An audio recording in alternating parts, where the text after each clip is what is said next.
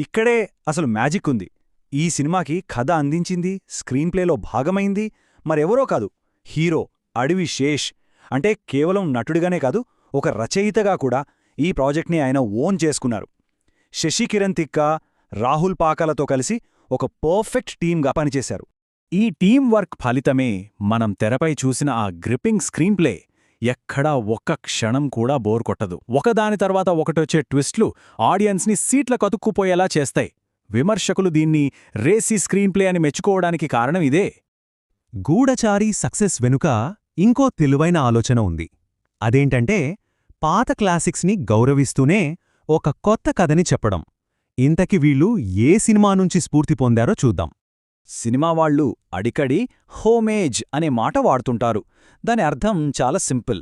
మనకు బాగా ఇష్టమైన, స్ఫూర్తినిచ్చిన ఒక పాత సినిమాలోని కొన్ని అంశాలను తీసుకుని దానికి మన గౌరవాన్ని తెలుపుతూ కొత్త సినిమాలో వాడుకోవడం. ఇది కాపీ కొట్టడం కాదు, ఒక రకంగా గురుదక్షిణ లాంటిది. ఇక్కడ చూడండి, 1966లో మన సూపర్ స్టార్ కృష్ణగారు నటించిన క్లాసిక్ గూఢచారి 116 తెలుగులో స్పై సినిమాలకు ట్రెండ్ సెటర్ అది. ఆ సినిమాకి గౌరవ సూచికంగా 2018 గూఢచారిలో హీరో ఏజెంట్ కోడ్ని 116గా పెట్టారు. ఇదొక తెలివైన ట్రిబ్యూట్ అన్నమాట. సరే, మంచి కథ ఉంది, దానికొక క్లాసిక్ టచ్ కూడా ఇచ్చారు. కానీ తక్కువ బడ్జెట్లో ఆ కథని అంత గ్రాండ్గా, అంత టెన్స్గా తెరమీద